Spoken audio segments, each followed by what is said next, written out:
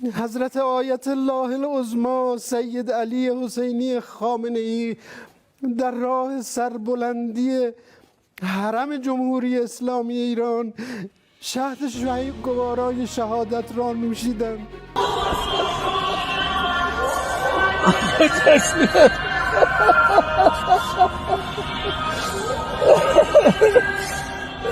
کرد خزانه با خون کرد خزانه هستی که 3 ساعت سختی می کشیده طعم نیزه ها رو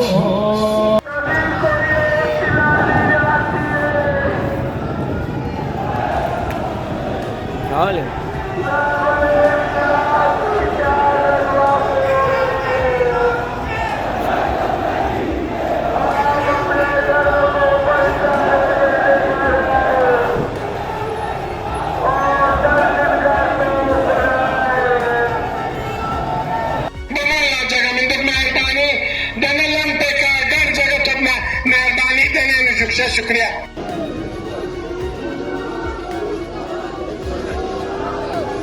آج ایران کیا ہندوستان ساری دنیا میں جہاں جہاں ان کے ماننے والے ہیں وہ سڑکوں پر نکل آئے ہیں تو انہی نے خود مانا ہے اپنا لیڈر. نمسکار، اس خاص کارکرم میں آپ کا سواگت ہے. میں ہوں عارفہ خانم شیروانی. کسی بھی انصاف پسند ویکتی کے لیے چاہے وہ دنیا میں کہیں بھی رہتا ہو اس کے لیے آج ایک بہت برا دن ہے، ایک کالا دن ہے. ایران کے سپریم لیڈر آیت اللہ خامنہ صاحب کی ہتیا کر دی گئی ہے. اسرائیل اور یونائٹڈ اسٹیٹس کا ان کا جوائنٹ آپریشن ہے. کچھ ہی گھنٹے پہلے خبر بریک ہوئی ہے. یہ الگ بات ہے کہ کچھ لوگ ان کو ایک ڈکٹیٹر کہا کرتے ہیں، کچھ لوگوں کے لیے وہ بہت لوکپریہ نیتا ہیں. سوال یہ نہیں ہے کہ وہ کس طرح کے نیتا ہیں، سوال یہ ہے کہ کیا کسی بھی باہری طاقت کو اس طرح سے کسی آزاد ایک سوورن سم پربھو دیش کی سرحدوں میں گھس کر اس کے نیتا کا قتل کر دینا کیا یہ جائز ہے یا نہیں. بھارت میں جس طرح سے اس کو لے کر پرتکریا ہو رہی ہے وہ یہ کہ کشمیر سے لے کر لکھنؤ تک ہر جگہ پر ماتم ہو رہا ہے، ہر جگہ پر ان کی موت کو لے کر ورودھ پردرشن ہو رہا ہے. لوگ سڑکوں پر اتر کر آ رہے ہیں. یہ تصویریں آپ فی الحال اپنی اسکرین پر سامنے دیکھ رہے ہیں. یہ اسٹیٹ ٹیلی ویژن جو ہے ایران کا، وہاں کی نیوز اینکر نے اس کا اناؤنسمنٹ کیا روتے ہوئے. تمام جو اینکرز ہیں چاہے وہ اسٹیٹ ٹی وی ہو یا نان اسٹیٹ پرائیویٹ ٹیلی ویژن، سب کے اینکرز نے روتے ہوئے اس بات کا اعلان کیا کہ خامنہ صاحب آیت اللہ خامنہ ان کی ہتیا کر دی گئی ہے. ہمارے ساتھ اس وقت 2 خاص مہمان جڑ رہے ہیں. حسین افسر صاحب لکھنؤ سے اور ساتھی شکیل شمسی، دونوں وریش پترکار ہیں. سب سے پہلے شکیل شمسی صاحب، میں اس سے پہلے کہ آپ سے جانوں کہ پوری دنیا کے لیے یا بھارت کے لیے کیا معنی ہیں آیت اللہ خامنہ کی اس طرح سے دردناک طریقے سے، بے دھڑک طریقے سے، ہر طرح کے جو انترراشٹریہ قانون ہیں ان کی دھجیاں اڑاتے ہوئے ان کی اس طرح ہتیا کر دینا. میں آپ سے ایک طرح سے ایک لوکل رپورٹ چاہتی ہوں کہ اس وقت لکھنؤ میں ہم کیا کچھ دیکھ پا رہے ہیں. دیکھیے، لکھنؤ ہی نہیں سارے ہندوستان میں طرح طرح کی خبریں آ رہی ہیں. جگہ جگہ پر کہیں کینڈل مارچ کا اعلان ہو رہا ہے، کہیں پر جلسے کا احتجاجی جلسے کا ہو رہا ہے، کہیں جلوس نکل رہے ہیں. لکھنؤ میں بھی پرانے لکھنؤ میں جلوس بہت بڑا نکلا. چھوٹے امام باڑے کے آگے اپنے آپ لوگ جمع ہو گئے، بڑے امام باڑے کے آگے اپنے آپ لوگ جمع ہو گئے. کسی نے اعلان نہیں کیا، کسی نیتا نے بلایا نہیں، خود بخود لوگ ایک چونکہ مرکز پر اپنے جمع ہوئے کیونکہ ان کے دل دکھے ہوئے ہیں.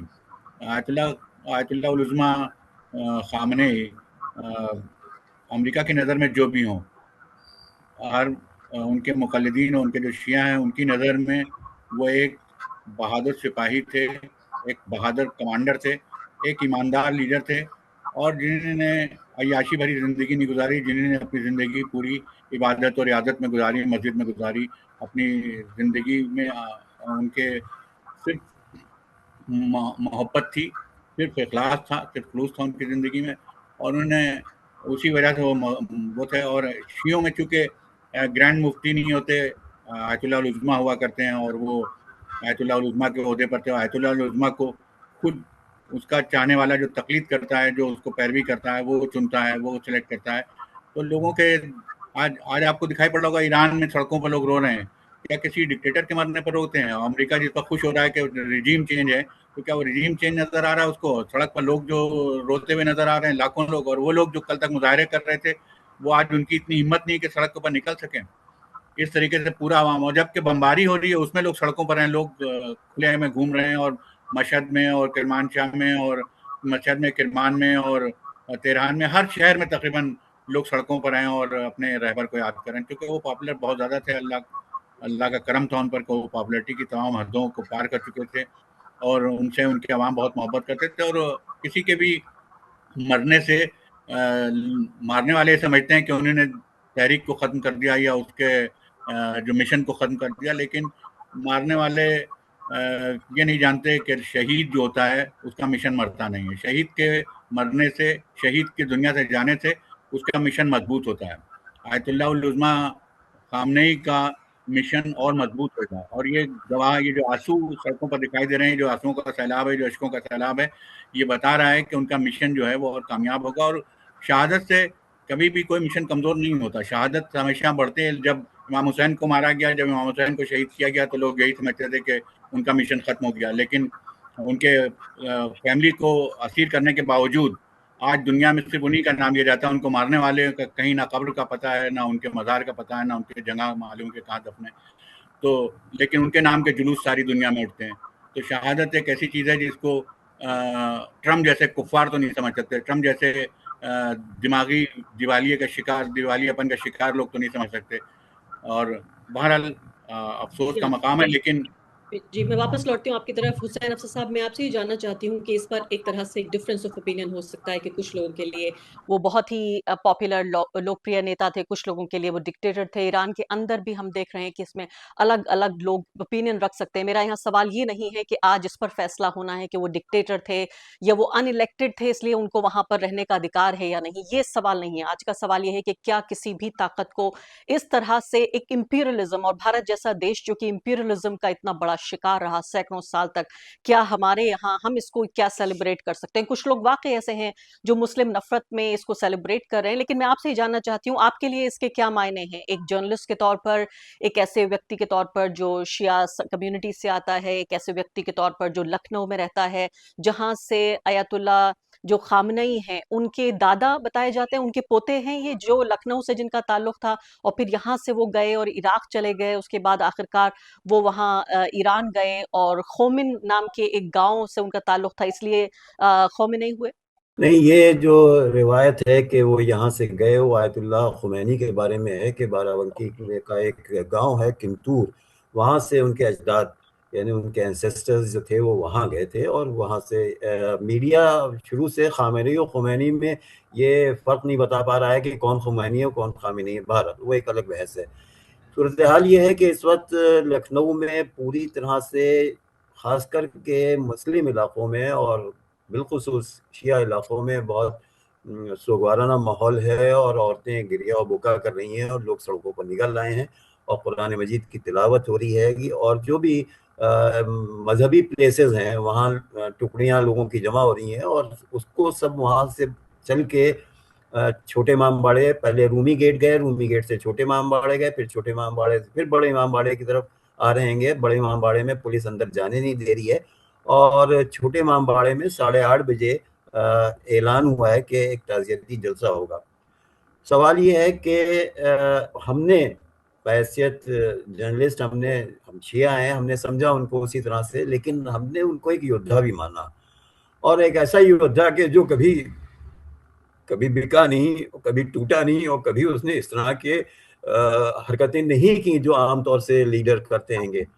اور انہی نے آیت اللہ خمینی کے جو ایجنڈا تھا، جو اسلام کا ایجنڈا تھا اور جو ایک حق پرستوں کا ایجنڈا تھا، اس کے اوپر وہ ہم الپہرا رہے اور کسی بھی حالت میں انہوں نے کوئی بھی کہیں پر لغزش نہیں کی. اب یہ دیکھیے، یہ حملہ جس طرح سے کیا گیا ہے یہ تو پیٹھ کے پیچھے سے کیا گیا ہے. انہوں نے پہلے ہی کہہ دیا تھا کہ ہم چھوڑیں گے نہیں.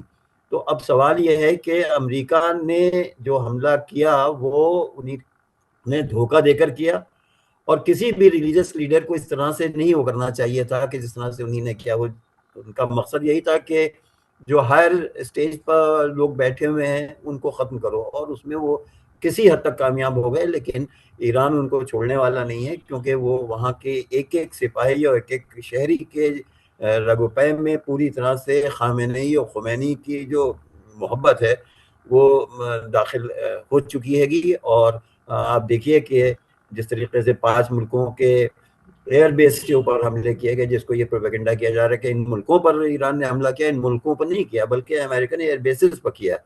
تو یہ جو ہے یہ خون جو ہے یہ رنگ لائے گا اور کوئی بھی اس کو اب روک نہیں پائے گا، کیونکہ جو تیاری ان کی تھی ابھی تو انہوں نے ایرانیوں نے زیادہ کچھ کیا ہی نہیں تھا، ابھی تو ان کی چیزیں جو ہیں وہ آرسنل جو ہیں وہ ابھی رکھے ہی ہیں.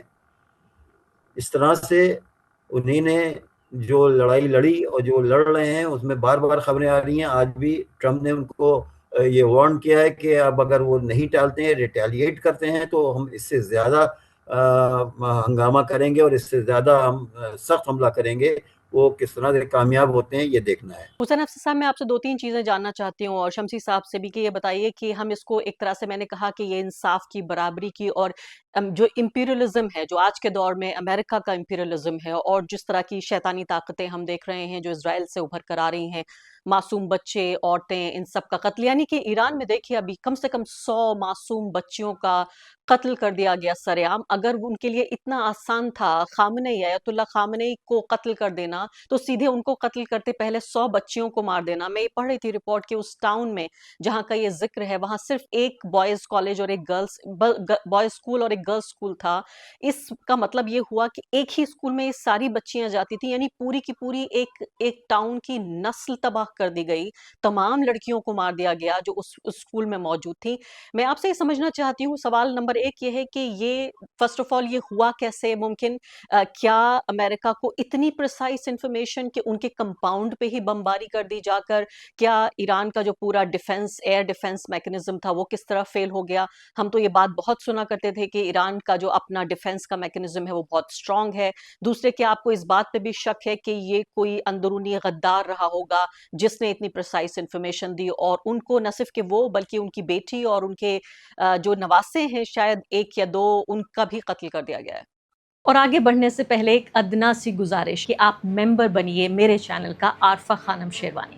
اگر آپ ممبر بنتے ہیں، آپ کے سمرتھن سے آپ میرا ہاتھ مضبوط کریں گے، اتنا مضبوط کہ میں ستہ کا کالر پکڑ کے سوال پوچھ سکوں گی، اور جو ہمارے سمودائے میں حاشیے کے جو طبقے ہیں ان کی آواز اٹھا سکوں گی. آپ یقین جانیے آپ کا ایک چھوٹا سا سہیوگ میرے لیے اتنا بڑا ہوگا جس کے لیے آپ اندازہ بھی نہیں لگا سکتے. دیکھیے، اصل میں مسئلہ یہ ہے کہ اب سے نہیں، اسرائیل اور امریکہ جو ہے وہ 25-30 سال سے ہر طرح کی انفارمیشن کلیکٹ کر رہے ہیں. سب سے بڑی انفارمیشن جو ان کے پاس آتی ہے، جو غدار وطن ہے، جو وہاں کے شہری ہیں یا جو اسرائیلی ایجنٹ وہاں پلانٹ کیے گئے تھے. اسی طرح سے پچھلی جو 12 دن کی جو لڑائی تھی اس میں آپ نے دیکھا تھا کہ کاروں میں بم رکھے اور پھٹے. تو بم کس نے رکھے وہاں؟ تو یہ ایک پورا ایک نیٹ ورک تھا جس کو انہی نے اس سے فائدہ اٹھایا. اور احمدی النژاد جو پہلے پریزیڈنٹ تھے ایران کے، ان کا یہ کہنا تھا کہ 1 منٹ کی چیزیں کیسے اسرائیل اور امریکہ کو معلوم ہوتی ہیں گی. تو اس کا مطلب یہ ہے کہ بہت بڑی تعداد میں وہاں ایجنٹس موجود تھے، اور جنہوں نے غداری کی اور جنہوں نے ایک چیز، ان کے ظاہر ہے کہ گھر ان کا چھپا ہوا نہیں تھا، وہ بنکر میں گئے نہیں تھے، وہ انہوں نے نقل مکانی نہیں کی تھی، مکان بدلا نہیں تھا. پوری طرح سے انہوں نے یہ سوچا تھا کہ ہم یہیں رہیں گے اور جیسا بھی ہوگا ہم اس کو بھگتیں گے، اور اس میں وہ کامیاب ہوئے. اب یہ ہے کہ جس طریقے سے وہ رجیم چینج کرنے کی بات کی جا رہی ہے، تو مجھے ویسے صحافی یہ مشکل لگتا ہے کہ رجیم چینج ہو جائے گی. رجیم ظاہر ہے کہ تخت جو ہے وہ خالی نہیں رہتا، اور کوئی اور آئے گا اور اسی طرح سے چلے گا. اس وقت جو IRGC ہے وہ اس نے پوری طرح سے کمانڈ سنبھال لی ہے گی، اور جنگ کے دہانے پر وہ پوری طرح سے حاوی ہیں. اور جو پاس کے جو ممالک ہیں وہاں پر یہ پروپیگنڈا جو کیا جا رہا ہے کہ ان پر حملہ کیا ان ملکوں پر، یہ غلط ہے. ان ملکوں پر نہیں کیا بلکہ امریکن ایئر بیسز پر کیا گیا گا. اور کیوں نہ کرتے وہ؟ کیونکہ ان کے ظاہر ہے کہ سب سے بڑے لیڈر دنیا میں وہ تھے، اور حق پرستوں کے بھی وہ لیڈر تھے، جس میں ہندوؤں کی بہت بڑی تعداد ہے، جس میں سنی مسلمانوں کی بہت بڑی تعداد ہے، اور شیعوں کے تو تھے ہی وہ لیڈر. بالکل. شکیل شمشی صاحب، اس سے پہلے کہ میں جنگ سے جڑے ہوئے سوال آپ سے پوچھوں، بہت سارے ہمارے درشک یہ نہیں جانتے کہ جو آیت اللہز ہیں جو ایران کے اور اس کے علاوہ عراق کے بھی، ان کا بھارت سے کیا کنیکشن ہے. آپ ان لوگوں کے بارے میں کیا بتائیں گے جو 2 خاص کر یہ آیت اللہ ہیں، آیت اللہ خامنئی، آیت اللہ سستانی، اور اس سے پہلے آیت اللہ خمینی بھی ہوا کرتے تھے. ان کے بارے میں تھوڑی انفارمیشن ہمارے درشکوں کو بتائیے کہ کیوں آخر یہاں لکھنؤ میں لوگ ورودھ پردرشن کر رہے ہیں، یا اس کے علاوہ اور بھی اتر پردیش کے شہروں سے خبریں آ رہی ہیں، باقاعدہ جلوس نکالے جا رہے ہیں کشمیر میں. ایسا کیوں ہو رہا ہے؟ اس کا ریلیجس سوشل اینگل کیا ہے؟ اس میں شیعہ دھرم میں دو فرقے ہیں، ایک اصولی ایک اخباری. تو اصولی فرقہ جو ہے وہ سب سے بڑا فرقہ ہے، اور اصولی فرقہ اپنے لیے ایک دھرم گرو کو چنتا ہے، ایک لیڈر کو چنتا ہے، اور وہ اس کے بتائے ہوئے ایک کوئی بھی آدمی جو آیت اللہ العظمیٰ ہوتا ہے وہ ایسے ہی نہیں بن جاتا. وہ پہلے اپنے فتووں کا، اپنے خیالات کا، اپنے دینی مسائل کا ایک رسالہ شائع کرتا ہے، اور وہ رسالے پر لوگ اس میں دیکھتے ہیں کہ کس بارے میں کیا کہا گیا ہے، کیا کرنا چاہیے، کیسے نماز پڑھیں، نماز میں کیا کیا چیزیں مکروہات ہیں، یہ سب چیزیں لکھی ہوتی ہیں. اس کے بعد لوگ اس کو سلیکٹ کرتے ہیں. پہلے ہندوستان میں آیت اللہ العظمیٰ دلدار علی غفران آب وہ ہندوستان میں مرجع تقلید تھے، پہلے مرجع تقلید تھے، اور اس کے بعد ان کے بیٹے مجتہد اللہ حضرت سید محمد، پھر سید ابراہیم، اور ایسے لوگ رہے ہندوستان میں. بہت زمانے تک اصولیوں کا مرکز رہا، اور ان کو ایران عراق سے بات کرنے کی ضرورت نہیں پڑتی تھی. ایران عراق میں جو علماء کرام موجود تھے یا جو آیت اللہ العظمیٰ تھے ان سے بات چیت کرنے کی ضرورت نہیں پڑتی تھی. لیکن جب ہندوستان میں انگریزوں کی سازشوں سے وہ ختم ہو گیا، اور پورا ان کا خاندان اتحاد کہلاتا تھا، کہ جو خاندان اتحاد میں جو بڑے علماء ہوتے تھے ان سے پورے ہندوستان کے شیعہ اپنے مسائل پوچھا کرتے تھے. ہندوستان کا پاکستان بھی اس وقت ایک ہی تھا، تو ہندوستان پاکستان کے جو اپ مہادیپ کے لوگ تھے وہ ان سے رائے لیا کرتے تھے. لیکن بعد میں وہ ختم ہو گیا انسٹیٹیوشن، اور اس خاندان کی امپورٹنس اتنی نہیں رہی، اور لوگ عراق کے جو شیعہ لیڈر تھے ان کی طرف متوجہ ہوئے، اور وہاں پر آیت اللہ العظمیٰ محسن الحکیم، اور اس کے بعد آیت اللہ العظمیٰ خوئی، اور بہت سے ایسے علماء ہوئے. لیکن خمینی صاحب کا انقلاب جب شروع ہوا تو پہلی بار لوگوں نے ایران کی طرف نظر کرنا شروع کیا اور خمینی صاحب کی طرف نگاہ کی. خمینی کے بعد شیعہ اصل میں ہندوستان یا دوسرے ملکوں کے شیعہ جو تھے وہ ایران کی طرف متوجہ ہوئے. اس سے پہلے جو شیعوں کی ہائیسٹ سیٹ تھی وہ نجف میں تھی، لیکن جب نجف میں پابندیاں لگیں، صدام کے زمانے میں بہت زیادہ ہنگامے ہوئے، تو وہ شفٹ ہو کر قم میں ہو گئی ایک طریقے سے، اور اس کو امام خمینی کو لوگوں نے اپنا لیڈر مانا، اور انہی کے کہنے پر انہی کے فتووں کے اوپر چلنے کی کوشش کی. اس کے بعد پھر آیت اللہ خمینی کے بعد آیت اللہ العظمیٰ سید علی خامنئی مسند نشین ہوئے، لوگ ان کو ماننے لگے. تو لوگ خود سلیکٹ کرتے ہیں، لوگوں کے دلوں سے ان کا تعلق ہے. انہی نے کسی کو نہیں کہا کہ تم مجھے فالو کرو، تم میرے ساتھ رہو. تو جو کہا جاتا ہے کہ انلیکٹڈ تھے، انلیکٹڈ سلیکشن کیسے ہوتا ہے بھائی؟ سلیکشن عوام کرتے ہیں نا، تو عوام نے ان کو اپنا رہنما مانا تھا، عوام نے ان کا رہبر مانا تھا، اور اگر نہ مانا ہوتا تو آج سڑکوں پر لوگ جشن منا رہے ہوتے ان کے مرنے کے بعد. آج ایران کیا، ہندوستان، ساری دنیا میں جہاں جہاں ان کے ماننے والے ہیں وہ سڑکوں پر نکل آئے ہیں، تو انہی نے خود مانا ہے اپنا لیڈر. جی ہاں، لیکن شمسی صاحب فرق ہے اس بات کا کہ ایران میں رہ کر اور آیت اللہ خامنئی کو نیتا ماننا، جبکہ وہ وہاں کی جو تینوں جو فورسز ہیں ان کے بھی ہیڈ ہیں، تو وہ الگ بات ہے. مجھے لگتا ہے وہ بحث کا موضوع ضرور ہے، لیکن کسی اور دن اس پہ بات ہوگی. اب میں جنگ کی بات کرتی ہوں آپ سے. مجھے یہ بتائیے کہ ابھی فی الحال جسے کہتے ہیں ایک طرح سے ہیڈ لیس ہو گیا ہے ایران، حالانکہ یہ بھی بتایا جا رہا ہے کہ جو سیکنڈ ان کمانڈ ہیں، سیکنڈ جو آیت اللہ ہیں سپریم لیڈر، ان کو شاید یہ پوزیشن دینے کی بات ہو رہی ہے. انکنفرم رپورٹس ہیں. اب یہ کیا ہوگا جنگ کا؟ کیا امریکہ اسرائیل اتنے پہ رک جائیں گے؟ یہ جنگ آگے بڑھے گی یا پوری طریقے سے تختہ پلٹ کر کے ہی مانے گا یونائٹڈ اسٹیٹس؟ ابھی کیا ہو رہا ہے کچھ سمجھ نہیں آ رہا.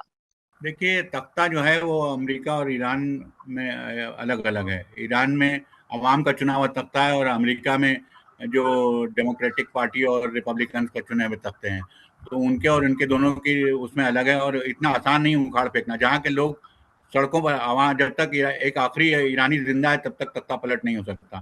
سارے ایرانی مار دیے جائیں، اس کے بعد پھر جو لڑنے والے وہ ختم ہو جائیں، تو اس کے بعد شاید کوئی اسرائیل کا ایجنٹ آ کے بیٹھ جائے وہاں پر اور کسی کو بٹھایا جا سکے، لیکن وہ ممکن نہیں ہے. اور یہ لڑائی جو ہے زیادہ سنگین ہوگی، بہت زیادہ سخت ہوگی جیسا کہ لگ رہا ہے. ایرانیوں کا حوصلہ نہیں ٹوٹا ہے. ایرانیوں کا شہادت سے ہمیشہ نیا حوصلہ پیدا ہوتا ہے. شہادت سے لوگ بددل نہیں ہوتے، شہادت سے لوگ ختم نہیں ہوتے، شہادت سے لوگ مرتے نہیں. شہیدوں کا خون جو ہے وہ ایک نئی زندگی دیتا ہے لوگوں کو، اور ایک نیا انقلاب پلتا ہے. تو جہاں تک ایران کا تعلق ہے، ایران میں کیا آپ دیکھیں، عراق میں جہاں کتنے مظاہرے ہو رہے ہیں سب، ایران میں کربلا میں پوری ریڈ لائٹ بجھا دی گئی، سب اندھیرا کر دیا گیا، لوگ گریہ وزاری کر رہے تھے. تو یہ شہادت جو ہے امریکہ سمجھ رہا ہے شہید کر کے وہ اسلامی اسٹیٹ کو ختم کر دے گا، اسلامک انقلاب کو ختم کر دے گا. وہ اس کا خیال غلط ہے. تبدیلی تو رجیم تو چینج ہو جائے گا. رجیم تو ان کا تھا نہیں. رجیم میں تو پزشکیان بیٹھے ہوئے تھے، رجیم میں تو عراقچی بیٹھے ہوئے. وہ تو ایک راشٹرپتی سے بھی اوپر کا ایک درجے پر بیٹھے تھے، جو جہاں پر اس سے لوگ رائے لیتے تھے، ان سے مشورے لیتے تھے، ان سے سیاست کے بارے میں بھی پوچھا جاتا تھا، ان سے جنگ کے بارے میں پوچھا جاتا تھا. لیکن ان کے شہادت کے فوراً بعد ان کے بیٹے کا نامینیشن ہو گیا، ان کے بیٹے کو لوگوں نے مان لیا. تو जब तक के स्पिरिट जिंदा है ईरानियों की, जब तक के ईरान में इस्लामिक रिवॉल्यूशन के मानने वाले मौजूद हैं, तब तक कुछ नहीं कर सकते। हमेशा से अमेरिका का प्रोपेगेंडा है कि जैसे इस्लामिक रिवॉल्यूशन को थोपा हुआ हो, जैसे ईरानियों ने अपने लिए सेलेक्ट ना किया हो। लेकिन और इसीलिए आप देखिए कि एक किंग के, एक डिक्टेटर के बेटे को प्रोजेक्ट करने की कोशिश की जा रही है, क्योंकि अरब मुल्कों में जिस तरीके से उसके गुलाम बैठे हुए, जो बादशाह का नाम लिए बैठे हुए हैं और बादशाह अपने को कहते हैं और डिक्टेटर कहते हैं और कोई अमीर है और कोई रईस है, लेकिन वो सब अमेरिका के गुलाम हैं। तो वो एक और गुलाम को चाहते हैं कि इस पर बिठा दें, लेकिन ईरान के अवाम इसको मंजूर नहीं करेंगे किसी भी हालत में, और किसी भी हालत में अपनी गैरत और अहमियत को बेचेंगे नहीं।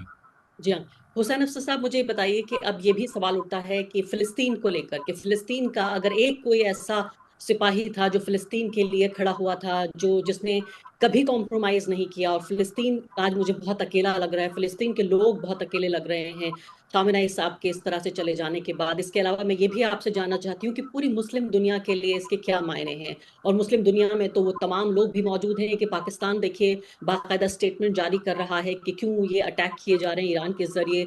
सऊदी अरब भी नाराज है। क्या आपको लगता है कि आज की तारीख में सऊदी अरब जो है और वहाँ के जो सुल्तान हैं वो खुश होंगे कि अब ये पूरे इलाके में अब खामेनेई चले गए तो हमें मौका मिलेगा एक नया नेता बनने का पूरे जो वेस्ट एशिया है उसका? यकीनन खुश होंगे, क्योंकि इसमें बहुत से जो ममालिक हैं और उसके जो फरमारवा हैं वो मुनाफिक हैं। इन्हें वो कहते तो हैं फ़िलिस्तीन के लिए, लेकिन अमली तौर से वो फ़िलिस्तीन से बहुत दूर हैं। अगर आपने रोज़ेदारों के लिए इफ्तारी भेज दी और स्कूल के बच्चों के लिए किताबें भेज दी फ़िलिस्तीन के जो मज़लूम हैं, तो उससे कुछ नहीं होता। होता ये है कि आप शाना बशाना रहते ईरान के और आप उससे मुकाबला करते जो भी ज़ालिम ताकतें, लेकिन ये नहीं हुआ। 54-55 मुल्क जो थे वो ज़बानी जमा खर्च करते रहे और रिजोल्यूशन पेश करते रहे और हम देख लेंगे, वो निपट लेंगे, ये होता रहा।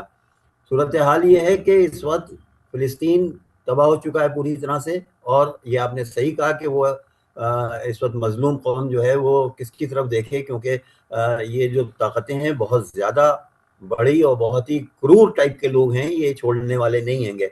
अब इसमें ईरान का रोल ये है कि वो अपने को संभाले, कि फ़िलिस्तीन को संभाले, लेकिन वो ऐसी दानिशमंद कौम है कि वो सब चीज़ें बहुत ही सिस्टमेटिक उनके पास हैं, वो करेंगे, वो निपटेंगे। और मुझे ऐसा लगता है कि फ़िलिस्तीन का भी मसला ईरान के ज़रिए ही से हल होगा, और वो वक्त दूर नहीं है। लेकिन ये कि बीच में ये हर्डल्स आती रहेंगी, क्योंकि जब आप जालिम से नब्ज़ आज़मा होते हैं और अब आप जब उनको उनके औकात दिखाते हैं तो आपको बर्दाश्त करना पड़ता है और मजलूम बनना पड़ता है। और जालिम जो है वो किसी सूरत से हो, फिर ऐसे जालिम इसराइली और अमरीकी के जो बच्चों और औरतों और उस पर नहीं, जहाँ पानी बंद कर दिया जाता है, जहाँ खाना नहीं है, जहाँ छतें नहीं हैं, जहाँ मस्जिदें उड़ाई जा रही हैं, जहाँ मदरसे उड़ाए जा रहे हैं, तो अब किस तरीके से ये नई जंग जो है वही है कि इस ताज़ा करबला को भी अज़्म हुसैन दे।